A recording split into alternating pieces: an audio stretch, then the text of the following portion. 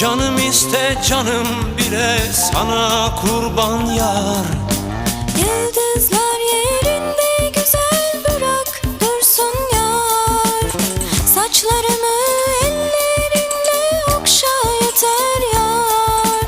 Gönlüm senden bir şey ister, nasıl desem yar. Allah beni bulla beni al koynuna yar. Rüzgar olup ince beline sarılayım yar. Çimen olup ayağına serileyim yar. Sürme olup gözlerine sürüleyim yar. Canım iste canım bile sana kurban yar. Allah beni bulla beni al koynuna yar. Gözüm senden başka